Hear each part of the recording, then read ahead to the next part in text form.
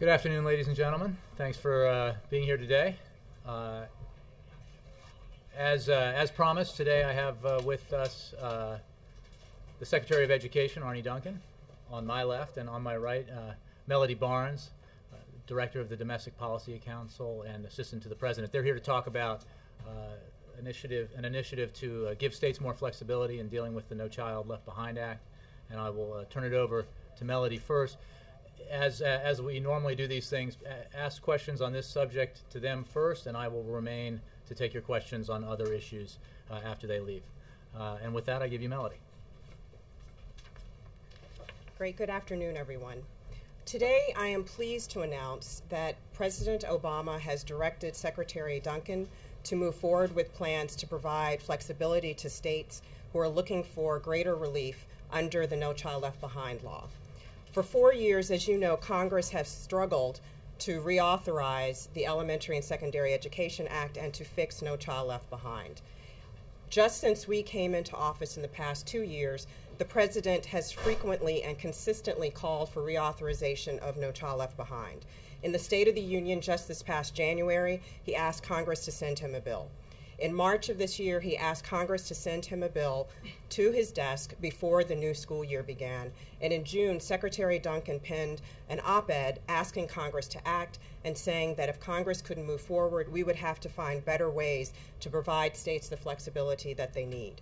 In every single case, we did this saying that we needed to do it for our children, and we have to do this for our economy. And this has been echoed by business leaders that we've talked to all over the country and consistently, by governors and by parents, all of them saying that it was critical that we move forward to make sure that our students are ready for college and career. But at the same time, here we are just a few weeks away from the beginning of a new school year, and Congress has not found a bipartisan path to send us a bill, to send the President a bill. So instead of being able to focus on flexibility that's necessary in our classrooms, instead of focusing on turning around our lowest performing schools that are putting out about 7,000 dropouts every single day, instead of being able to focus on innovation and support for teachers and for principals and making sure that they're effective and that they have the supports that they need, we have labels that don't accurately reflect what's happening in our schools. We also have a situation where we have low expectations in states that have moved down as opposed to up expectations for our children, and we also have a punitive system that does not allow for reform. In fact, it's a cookie-cutter system that is not allowing our students to move forward. So in September, after we spend a few more weeks consulting with principals and with administrators and with governors and with parents and others, we're going to be prepared to announce the kind of flexibility that Secretary Duncan will speak about in just a few moments. Be sure that when we are doing this, we are asking that every state apply. Every state can apply. Every state can, in fact, receive this kind of flexibility. But the standards will be high. The bar will be high. States are going to have to embrace the kind of reform that we believe is necessary to move our education system forward. But we encourage them and look forward to working with them as we try to provide them with this kind of flexibility. We also want to be clear that accountability will remain one of the bellwethers for our administration as it has in the past. We have to make sure that every single child is getting an excellent education. And in doing that, we will make sure that they are ready for college and career and that they are going to be competitive in a global economy. Any state that isn't able to comply with those kinds of reforms, that isn't able to embrace reform, will have to comply with No Child Left Behind as we move forward. But again, we're asking all 50 states to apply, and we are looking forward to working with them. And now Secretary Duncan will come forward and give you a little bit more on what we plan to do. I think he's one of the best people, if not the best person in Washington to do so.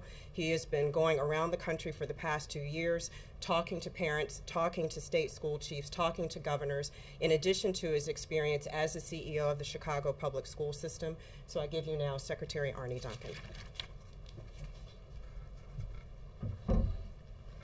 Thank you, Melody, for being such an extraordinary partner. And we're at a time, obviously, where we have to educate our way to a better economy. That's the only way we're going to get there. We need more highly trained, highly skilled workers.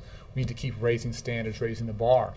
Over the past 2.5 years, I would argue you've seen unprecedented leadership at the state level. 44, 45 states raising standards, 36 states removing barriers to innovation, a huge amount of leadership and courage, not so much coming out of here in Washington, but at the state level. We now have a law that impedes that progress, that impedes that reform, that stands in the way of the courage we're seeing around the country. The law, No Child Left Behind, as it currently stands, is 4 years overdue for being rewritten. It is far too punitive. It is far too prescriptive, led to a dumbing down of standards, led to a narrowing of the curriculum. At a time when we have to get better, faster education than we ever have, we can't afford to have the law of the land be one that has so many perverse incentives or disincentives to the kind of progress we want to see. And so what we want to do is put forward a very simple trade-off. And Melly talked about it. Where there's a high bar, where folks are really doing the right thing for children, we want to give them a lot more flexibility, frankly, get out of their way and let them hit that higher bar. We would have loved to see Congress act. No question that it should have happened. We hope it happens some point down the road, but it hasn't, and we can't afford to wait. And as Melly says, we've traveled the country. Everywhere I go, teachers, parents, principals, school board members, state superintendents are asking for the flexibility to do the right thing. I've talked to probably 25 to 30 governors over the weekend, Saturday, Sunday, today. Republican, Democrat, all over the country, Mississippi, Montana, Maryland.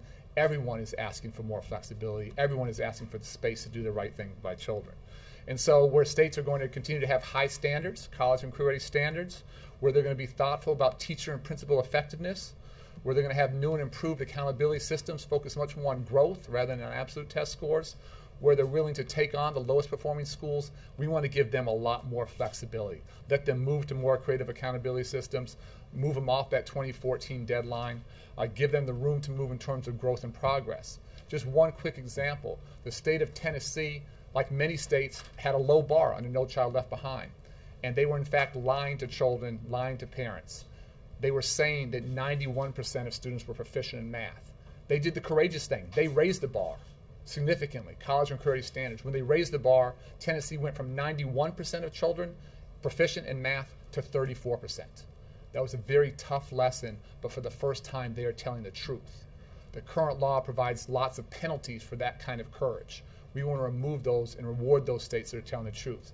Tennessee, when they raised the bar, their achievement gaps doubled. Very tough message, but those are the facts we need to deal with. That's what we have to challenge ourselves with. We can't have a law on the books that impedes that kind of progress, that stands in the way of that kind of courage. We're going to provide flexibility in exchange for that high bar. We'll take the next couple weeks, 3-4 weeks, to finalize this, come back at some point early to mid-September with a final waiver package. Work very, very closely with states going forward. We'll have a peer review process. This will be very open, be very transparent.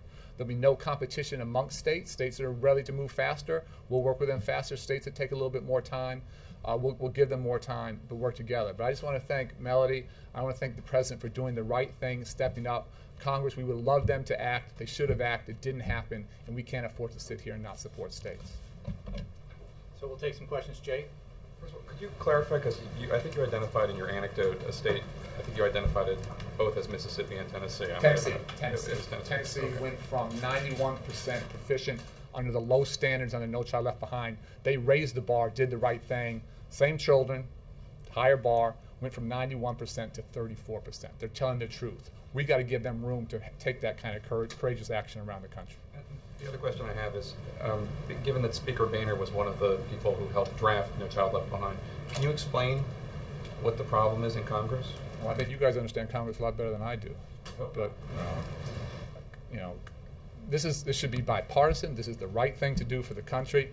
Congress just hasn't acted, and we can't afford to wait. The President said along. When you say you're not telling, where is it? Is it stuck in a committee? Is it stuck? What can you tell us about that? It's just not done.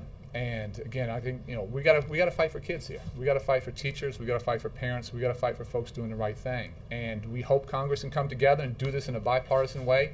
We hope that happens very fast. What we're doing in no way stops them from moving forward. Our move here can be a bridge or a transition to where they need to go. But we can't sit here in Washington and turn a deaf ear to what's going on around the country. People are begging. They're imploring us to do the right thing. So will the waivers that you're granting, will that essentially be able to fully implement a new system, or are there limits to, I mean, you spoke sort of sweepingly about all the different things you're going to change in under a state that gets the waiver. So can you essentially do the whole thing through waivers? And secondly, if you could just to follow up on the Congress issue, you everybody in this White House was saying at the end of last year that this was the one thing, or one of two things that, you know, would have bipartisan support and that everybody was going to be able to move forward together on. So I think saying, you know, I don't know is doesn't seem like enough of an answer. Maybe someone up there could take I think this absolutely has bipartisan support in Congress, but more importantly from governors across the country. And again, I can give you, 2 or 3 dozen governors to reach out to. Right now, Congress is pretty dysfunctional. They're not getting stuff done. And this is something that's long overdue, should have been done. We can't have a law on the books that impedes progress, that has perverse incentives, that encourages a dumbing down of standards. We need to raise the bar.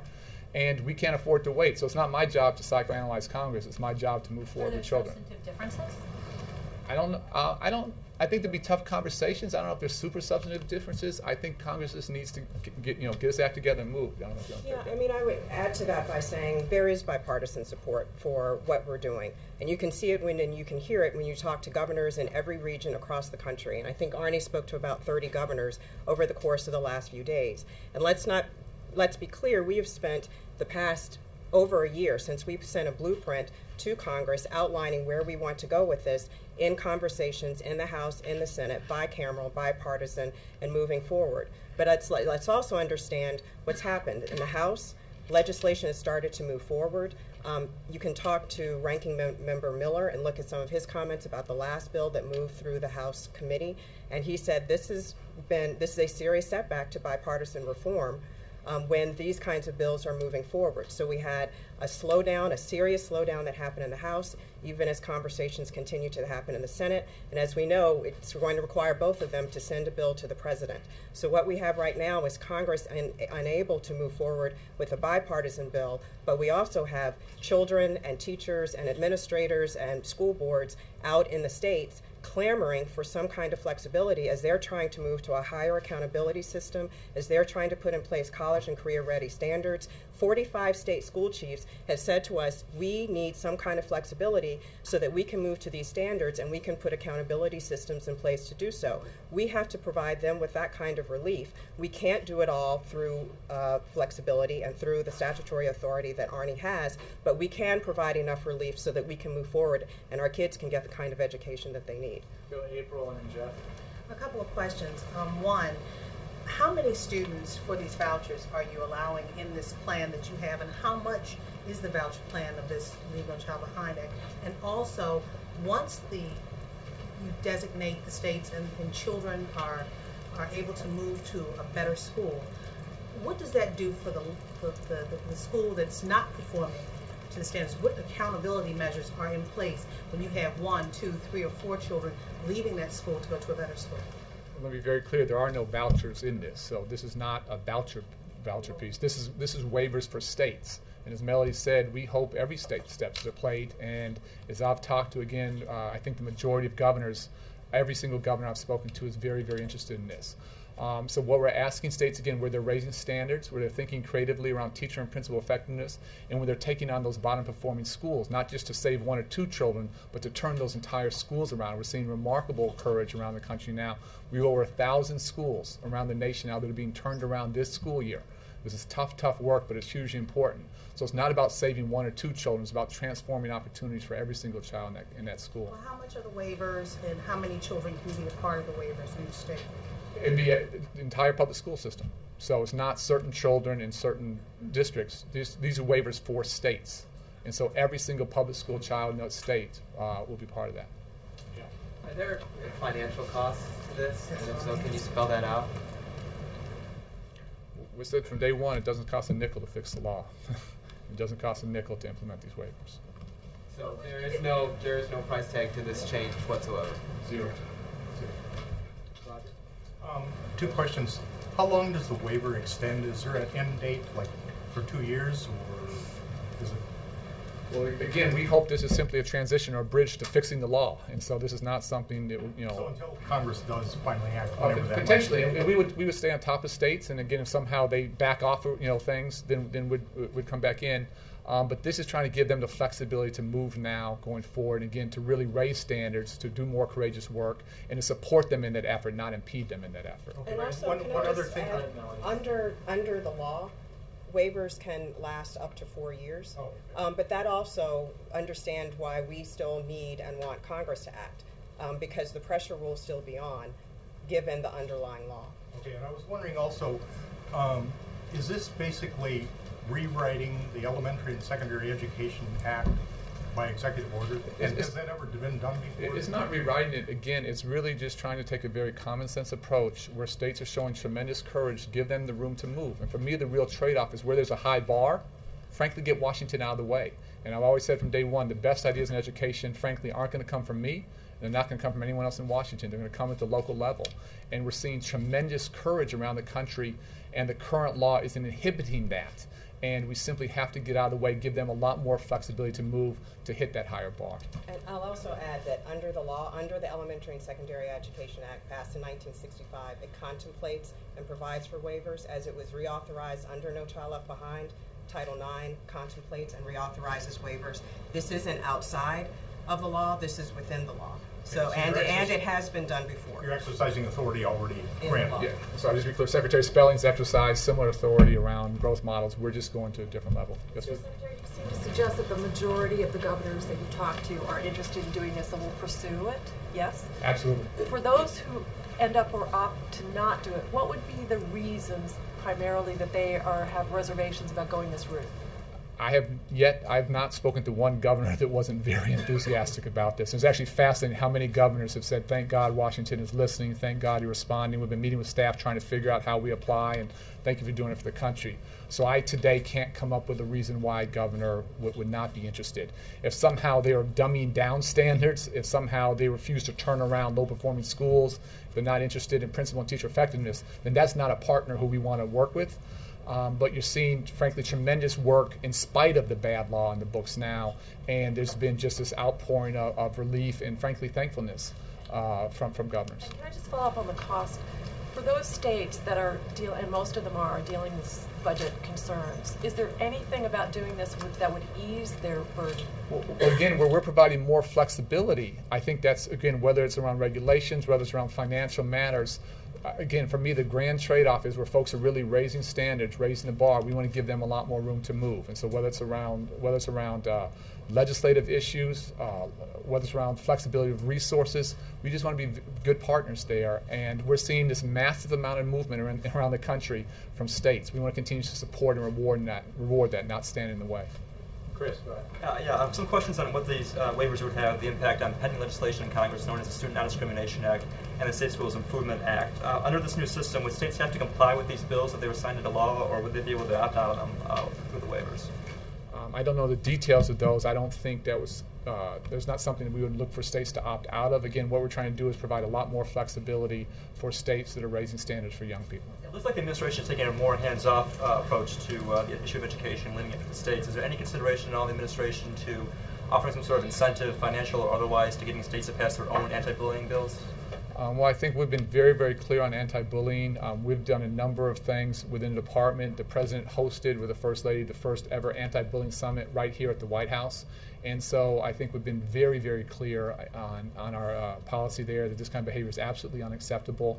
You've actually seen a number of states change laws and strengthen laws to prevent that bullying, and we're going to continue to be very, very supportive of those efforts. I'm actually speaking more about this tomorrow, as a matter of fact. One last question. The move, as you said, doesn't preclude Congress from passing Education and Secondary Act. Far from it. We hope it encourages them, provides them a roadmap of where to go. So, but will the administration endorse the Student Non-Discrimination Act and the State Schools Improvement Act and call for their inclusion as part of education reform? I can follow up with you on the details there, but whatever we can do to reduce bullying and create climates of safety in class, on the way to and from school, at recesses and lunchrooms, we have to do that. If our children aren't safe, they can't learn. Excellent. Thank you very much, Melody. Thank you, Secretary Duncan. Appreciate it. Yep.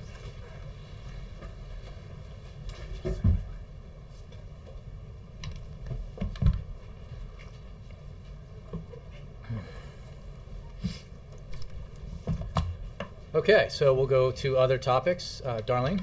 Thanks. The president a minute ago said it's not a lack of plans or policies that's the problem, it's the lack of political will in Washington. Can you talk about how he proposes to change that and create the political will to solve the debt deficit problem?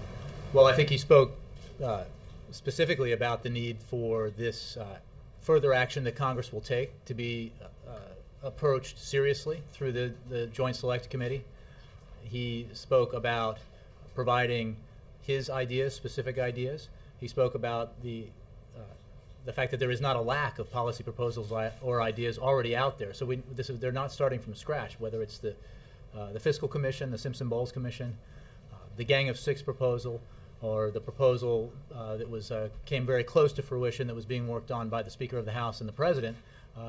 There are ample ideas and a pretty clear path towards achieving the balanced and significant deficit reduction that addressing programs like Medicare and making adjustments to them so that they are strengthened and will be there for future generations, and dealing with the need to reform our tax code so that everyone shares in the sacrifice here necessary to get our fiscal house in order. That if we do that, then we will have achieved something quite significant. And this president has been leading on that issue from the beginning in pushing very hard for the kind of bipartisan compromise that demonstrably the American people demand, that Democrats, Independents, and Republicans really want.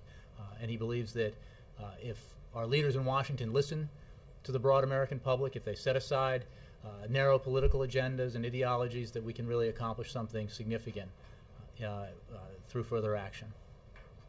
These recommendations that he talked about, is he actually talking about coming out with a plan of his own? Or well, I think he will be very specific in the proposals. I mean, I think a lot of you already know in quite significant detail what was being worked on between the Speaker of the House and the President, what we were willing to do, and the proposals that the White House put forward in those negotiations, that Democrats were willing to support. The President was willing to take to Democrats to urge them to support.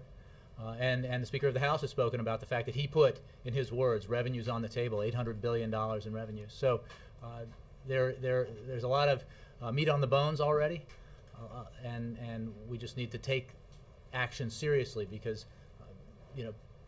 we don't have the luxury of political gridlock. We need to do what the American people sent the leaders they elected to Washington to do. Yes, Jeff.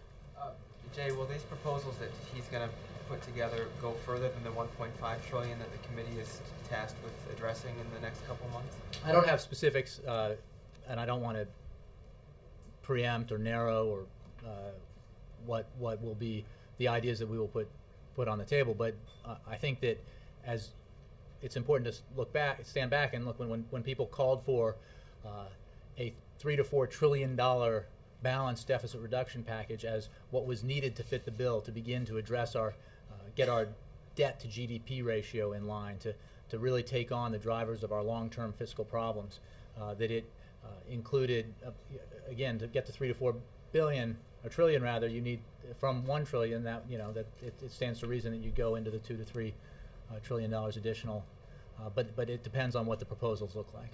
Does the White House believe that the S&P downgrade will hurt the U.S. economy? Well, I think that I think there's been a lot said about that, about the lack of economic justification for it.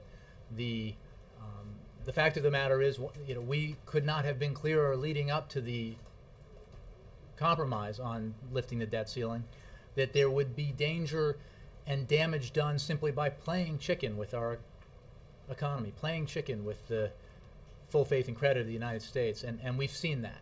And however, in the long run, as the President said, we very clearly are a AAA country with a AAA economy, and we are the safest of safe harbors globally in terms of investments. And that is the same today as it was last week. The political issue is blindingly obvious. I mean, if I were looking for analysis of the political climate in Washington, I would not look to a ratings agency, I would look to you guys. And I think you would have a more sophisticated, or certainly as sophisticated, sense of what's going on here. So but we have the will. We have it within our capacity to do it. And as messy and ugly as the lead up to compromise was, in the end, sanity prevailed.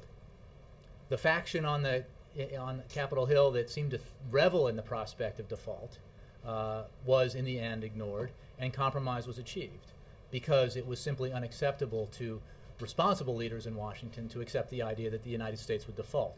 Damage was done getting to that, but fortunately, a compromise was reached, significant deficit reduction was put in place, and a process for further deficit reduction has been put in place. Last question.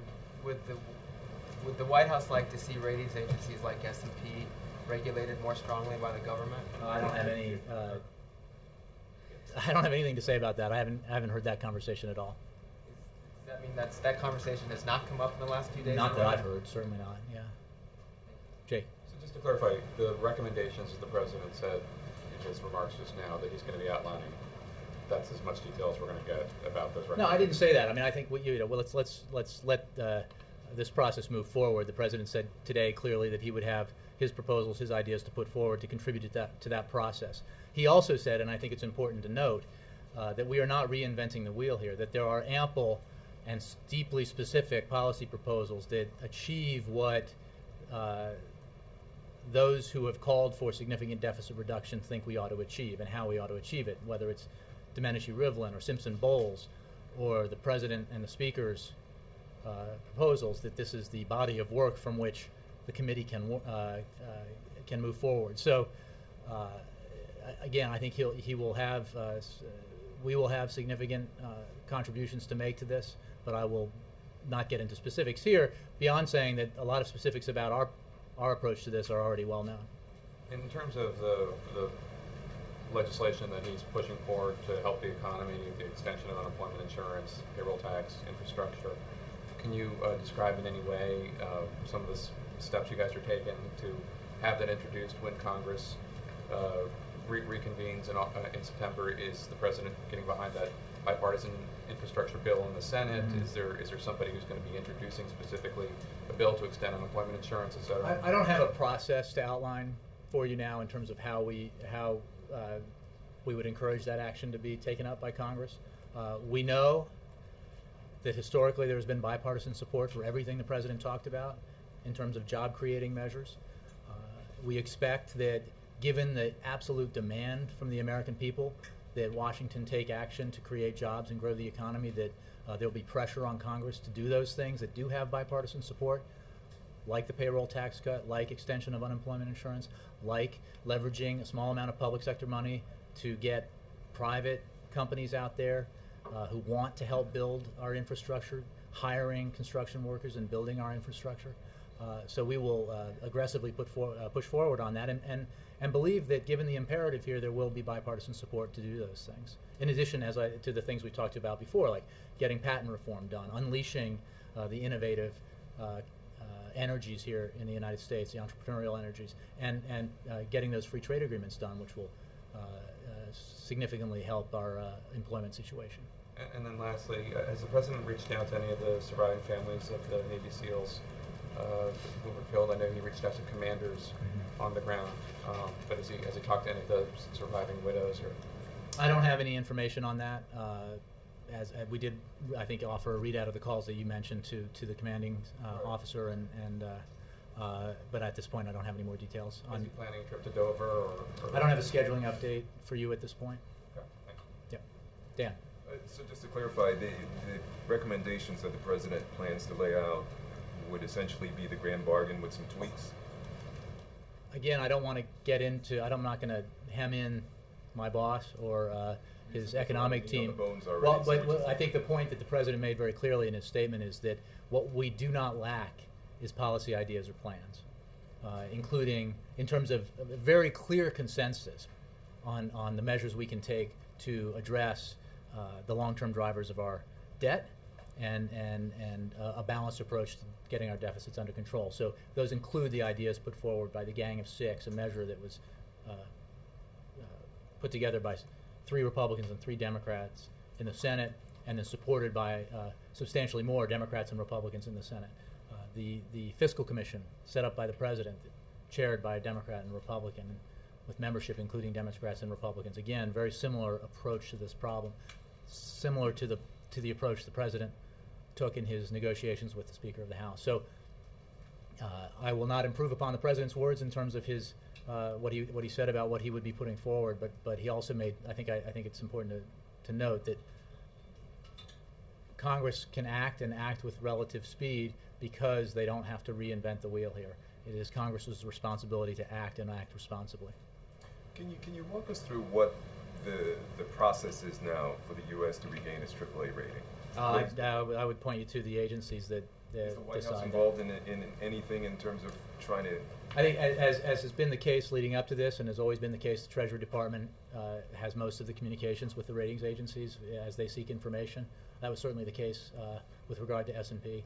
How that process works is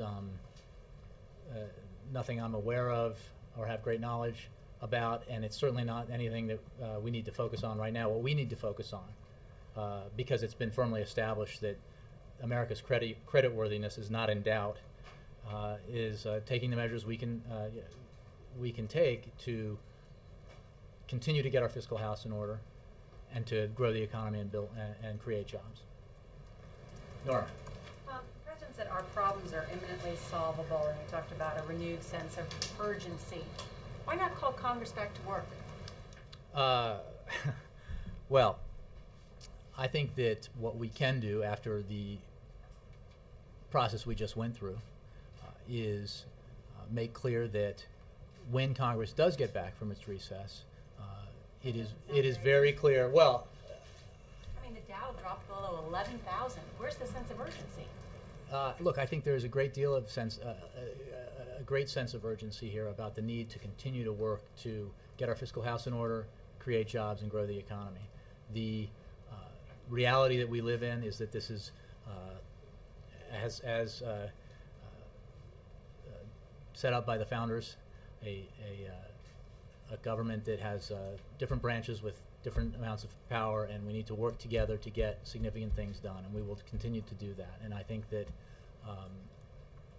what this President talked about today was the need to set politics aside, set narrow political agendas aside, recognize that if we learn nothing else from the news on Friday, it was that political gridlock can be damaging, at least in the short term, to our economy, and can dampen consumer confidence, can roil the markets, if you will, and that we need to take action to address that.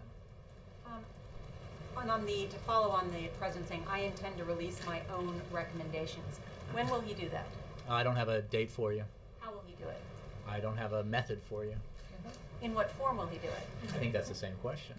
I know, again, I don't have any specific, and there has been this discussion before about how he communicated his specific recommendations and desires with Congress in Sure. the grand bargain. So my question is, how is he going to do it differently this time, or is it going to be different? Well, I think he stood up before you and said that he will make his recommendations known, and I think he will do that. Now, the committee doesn't even exist yet. The members haven't been named, and it doesn't start its work until September. So we will do that when, again, this is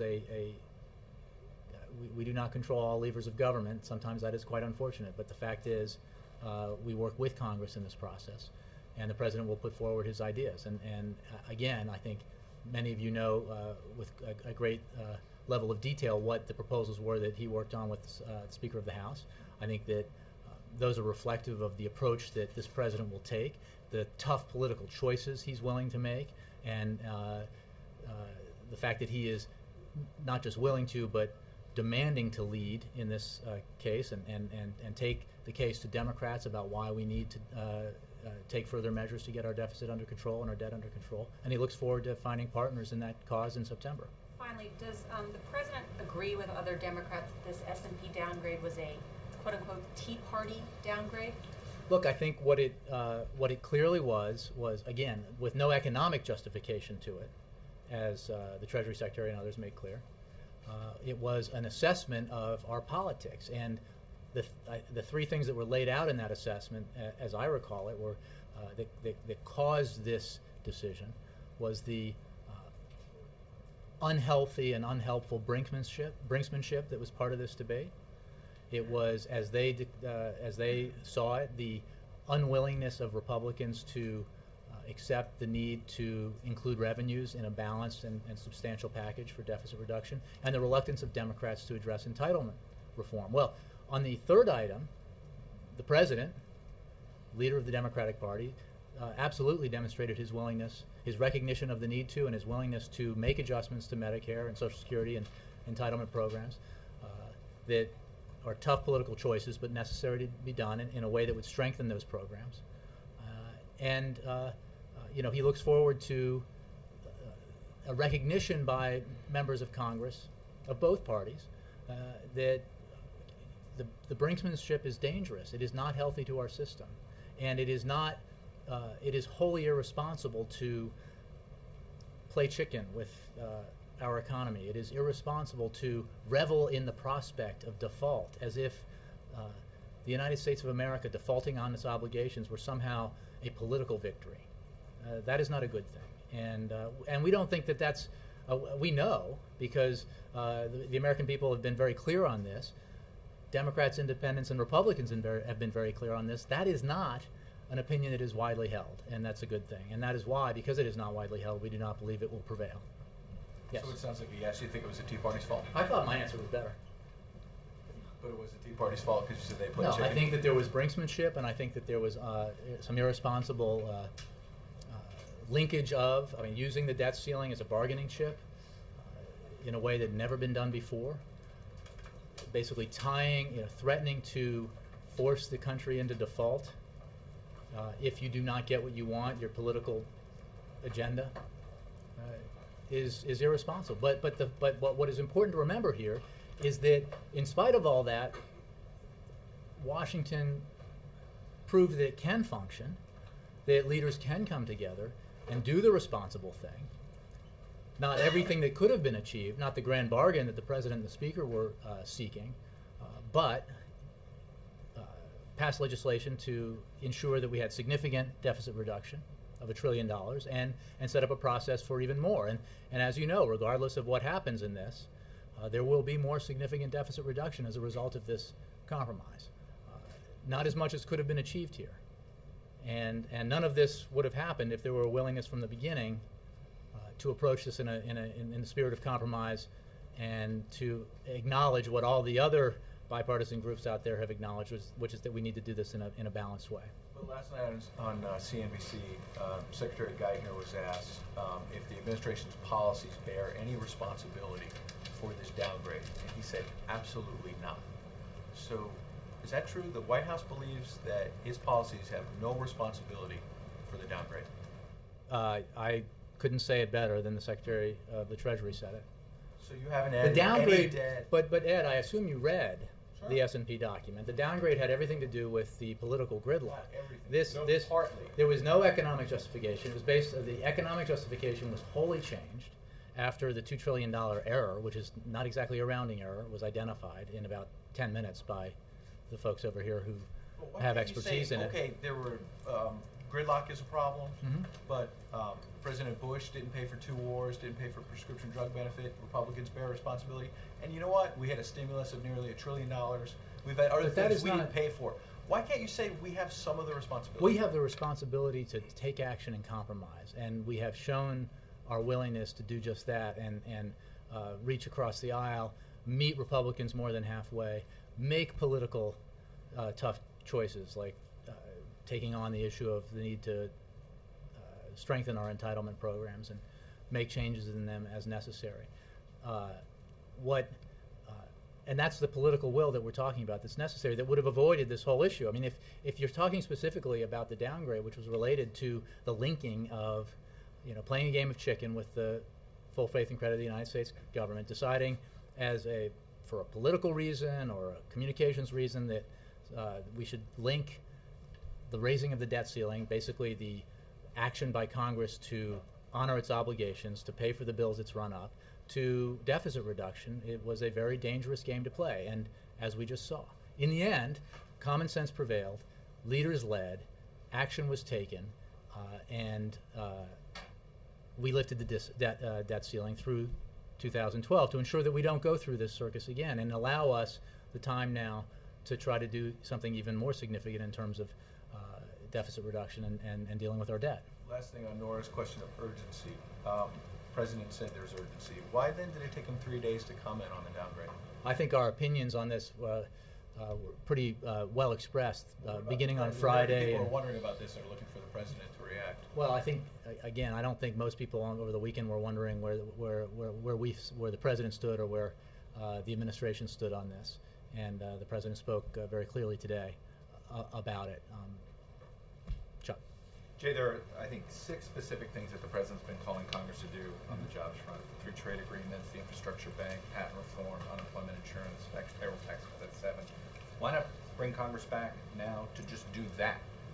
I understand the answer to Nora's question about the urgency on the debt. You know, you're going to let the committee see if it actually works. Well, it seems we're getting a drumbeat here to call why Congress not? back for Well, the it does August seem recess. that the markets are crashing. We're now below 500 points since this briefing began.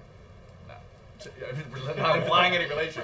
Just that, I mean, here, Yeah, the point is, all of that the was economy, the American public seems to be in a little bit of a panic, and yet, you know, Washington's like, well, Look, we're going to stand back and wait till school starts. Markets go up and markets go down. We cannot, you know, we do not and we cannot react precipitously in reaction to how the markets behave on a given day or week. We did achieve, after an ugly process, a significant step forward in terms of deficit reduction, and that will be implemented. And then Congress will set up this select committee, and that process will move forward. And Congress will, working with this president, we believe, in a bipartisan way, take action to support job creation through the free trade agreements and the payroll tax cut, extension of unemployment insurance, and all those sorts of things. Supposedly have bipartisan support. I've seen it. We I will, buy it. Why not do it now? Well, I think that, you know, we will do them as soon as it's feasible, and again, I will note and see if it builds this desire to call Congress back from its August recess. I think that that's right. The press corps is leading here. It's always appreciated. I mean that seriously, but look, I think that I think your point is well taken. That we should not waste any time here, and that we need to act with a sense of urgency. And the fact is that a lot of the measures the president talked about, certainly patent reform and the free trade agreements and other issues, could have been addressed already and should be addressed immediately upon the return of Congress. What is the, sort of to get to what Ed was just asking, what does the president believe his role has to be in a moment like this, where there seems to be a little bit of a panic on Wall Street, people are watching it, they're unsure, they're not sure what's going on. What does the president believe his role is supposed to be on a day like this? I think to make clear that the United States remains the most powerful economy, the most creative economy, with the strongest and best educated workforce in the world, with the most enormous potential still going forward in the world, and that while we face real challenges, you would not want to be any other country than the United States, with all of our potential, with the power of our people and the intellect of our people, and the productivity and entrepreneurship and creativity of our people. And that what this process has reaffirmed inadvertently is that the whole world views that similarly, that in the end, despite the ups and downs, the American economy is the most bedrock, solid investment in the world. It is also a reminder, as he made clear today, that, and this is his job to make clear, that we need to come together. We need to do what the American people insist that we do. Not the narrow bands on left and right of vocal activists who want 100% of what they demand and nothing less, but the great American middle, the middle 80%, if you will, that demand cooperation and compromise and accept that progress does not have to come at the expense of somebody else politically, but can come through cooperation and compromise, because at a time like this, that's what's needed most. Yes? How would you respond to those who would say that, looking at this political gridlock that you've been talking about, an ability to move forward, that President Obama is the leader of our political system right now, and it's under his watch that the system has failed, and it's under his watch that the U.S. was downgraded. So, I mean, just sort of taking a step back, that's sort of a a theme that's out there. I'm wondering if you could address it head on. It's a talking point that's out there, at least the last part. Look, I would say that the president's first to acknowledge that you know, there's a lot of work to be done when it comes to changing the tone in Washington, and that the hyper-partisanship that prevails here does not go quietly into the night, and we need to work together with common purpose to overcome all the forces that, in a very superficial way, pull us apart. I mean, one of the things that's remarkable about the country that we live in is that in so many ways, less divides us than ever in our history on so many issues. And yet, to hear our political leaders talk about it, you would think the opposite was true. I mean, compared to different eras of conflict in our history, we, as Americans, have very shared and similar views about most of the common and pressing issues of our time. And that's the power of that reality is something that we have to harness and recognize and not be distracted by those who would pull us apart. And so I think that, you know, with great purpose and sense of urgency, the president will continue to talk about that because he thinks that's his role. Is it appropriate to put the blame for this on his shoulders? Look, I think that we are all sent here, rather we are not. We are just working for those who are sent here. But the leaders in Washington who are elected, including the president, including those in Congress, bear responsibility for the decisions they make, the policies they pursue, how they wage the debate and the battle, and what they're willing to compromise in the name of moving the country forward. And so the president understands and carries that responsibility, and he absolutely thinks that it is his job to lead, which is why he has tried so hard and will continue to try so hard to lead towards the kind of compromise and cooperation that is absolutely essential for us to get anything big done in a country, in a town where we have divided government. One more thing. When he puts forward his plan or his set of ideas, does he envision that as his idea for what the final compromise should look like, or is this sort of an opening offer? Well, again, I don't want to get too far ahead of the process. Obviously, the committee is the acting body here, and will hopefully come up with a proposal that emerges from the committee and then moves on that fast track to be voted on up or down by Congress. So, you know, he will be contributing to that process, not driving it or directing it. Right, but I mean, is he going to be, for instance, he might not, in his perfect world, want to, say, raise the eligibility age for Medicare, but he would be willing to do it as a trade-off. Would he be putting this in, putting out a plan that reflects his trade-offs or his? Again, I don't want to get ahead of him. I think a lot of people understand where he was and the trade-offs, if you will, that he was absolutely willing to make if the trade was coming in the other direction to achieve a balanced compromise.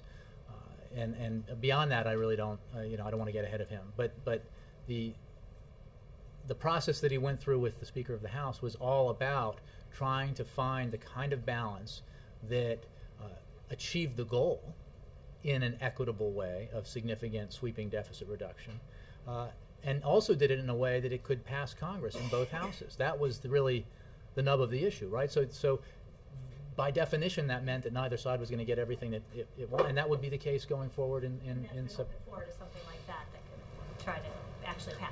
Yes. Mark. Jay, on what day did President Obama ask Secretary Geithner to stay on? You think it was just once? How many times did he have to ask? That was just a joke. I don't know. I wasn't privy to those conversations, and I mean they speak recently? Obviously frequently. I just don't know. Before S&P?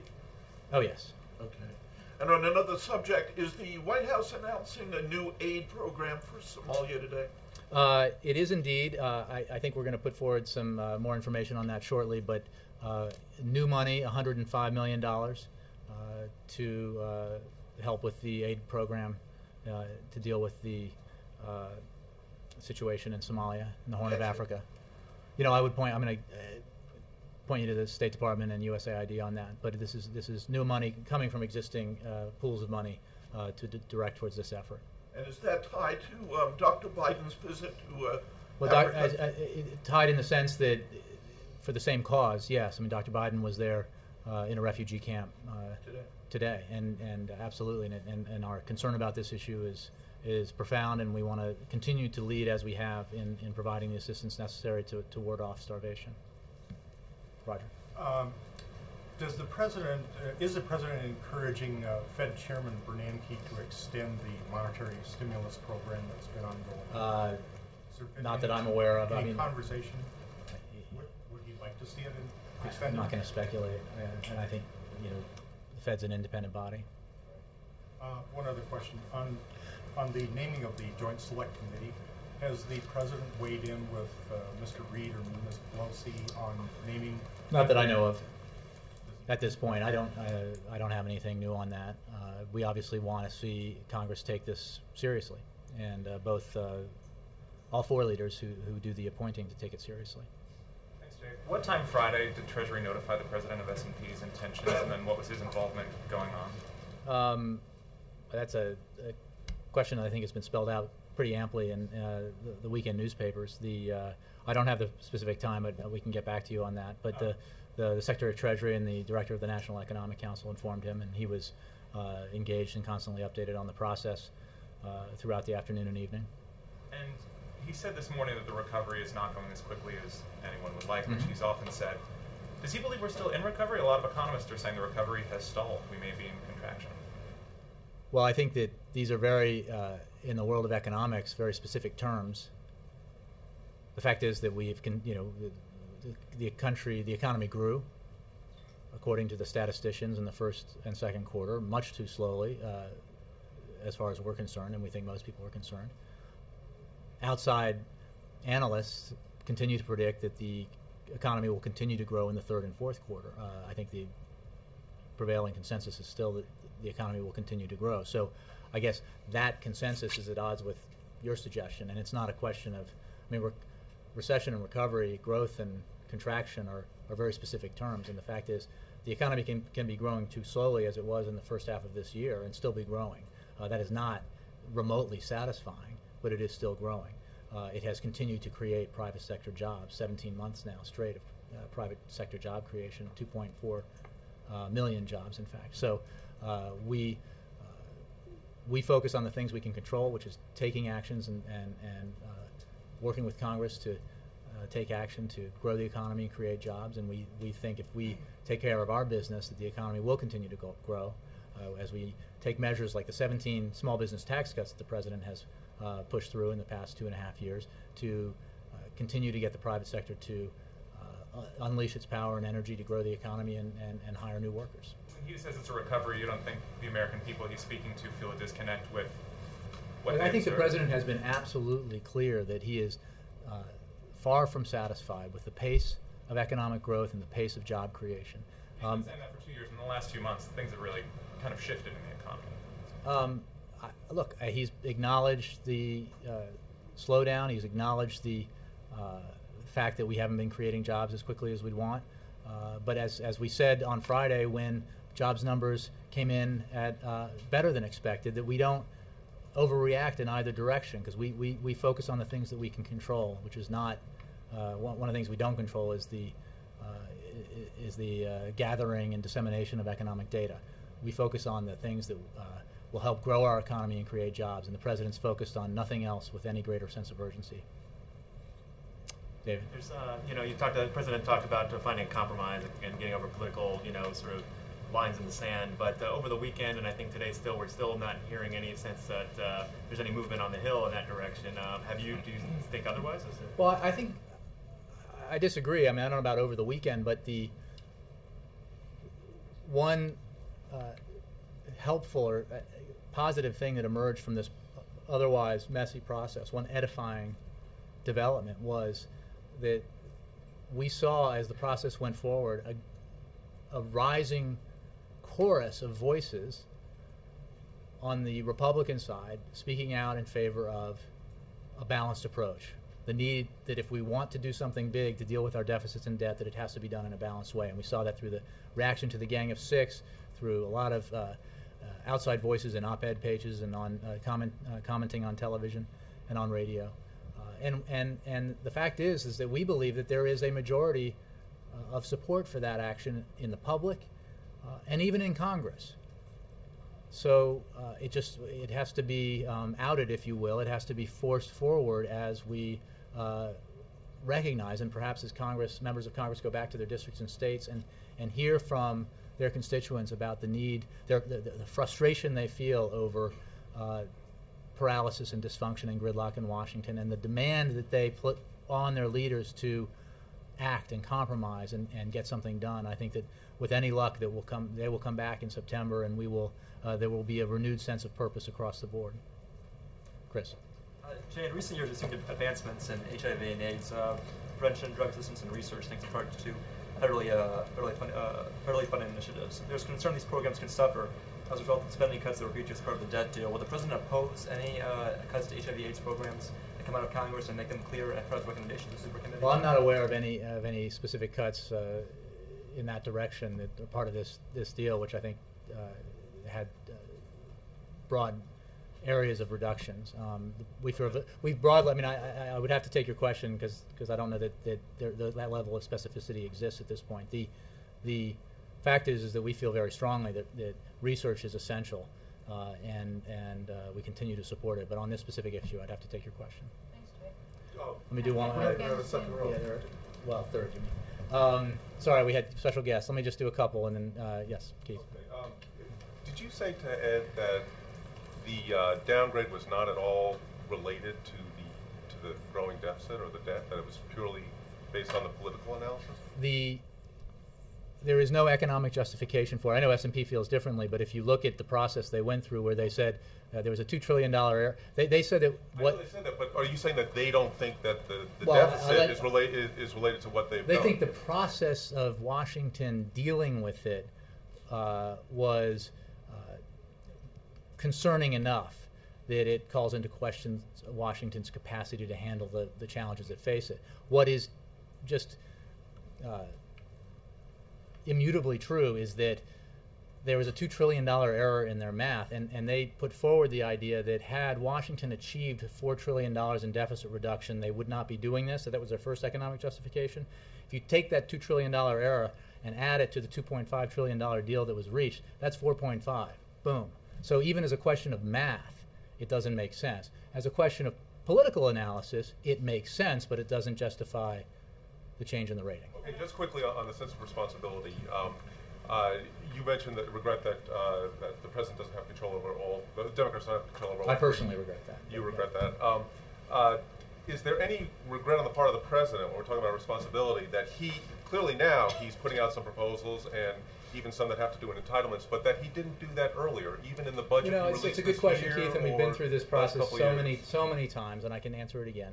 The fact is that, you know, the president put forward a budget, he put forward a framework, Congress put forward a budget and passed in the House, couldn't get through the Senate.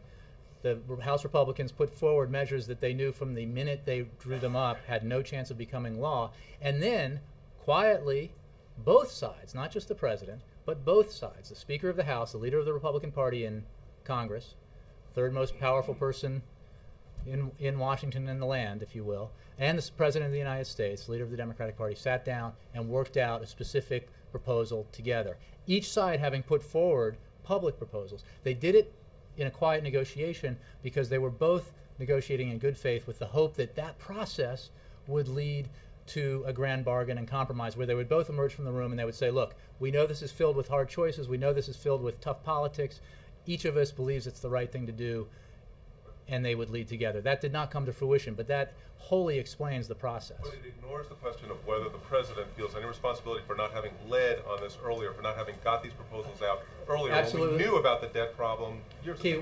This is a circular conversation that we can have again and again. The president did put forward proposals. He did lead. He set up the fiscal commission. He laid out a framework, and he brought the Speaker of the House. Together they came to the brink of a bipartisan compromise that would have been very significant and avoided a lot of this. Glenn. Jay, two quick questions. First of all, the proposal that the president is going to unveil, is that going to be in a form that will be scorable by congressional? You know, I think I really don't have anything more specific to say about that. The president spoke about it today, and we'll let you know when more specifics are forthcoming. One other thing that you said that struck me as particularly interesting. I tried. he will be contributing to the process, talking about the super committee, but he won't be leading it. Why? He's the leader of the free world. Why isn't he leading this process? Well, I think that was a technical recognition of the fact that it is a congressional committee, Glenn. Look, this president, his leadership on these issues is quite established. Let me take, I could do this, but I think a lot of people have deadlines. AP has already spoken. I'll do Steve. Jay, the Congressional Black Caucus is holding a job fair in Cleveland today and renewing its request that the president target jobs programs to urban areas or minorities. You in the past have not done that. What's your thinking now on that kind of? Well, I disagree with the idea that in the past we haven't done it. I mean, the broad efforts that we've made economically have been helpful to stressed communities disproportionately, as they should be, including the Recovery Act. I don't have any specific new jobs proposals that are targeted in the manner that you talk about. The president was very clear today, and has been in the past, about the number of things that Congress can do to spur further job creation, including putting more money in people's pockets through a payroll tax cut that would put $1,000 in the paycheck of every typical American family in every community. That's it. Thanks very much.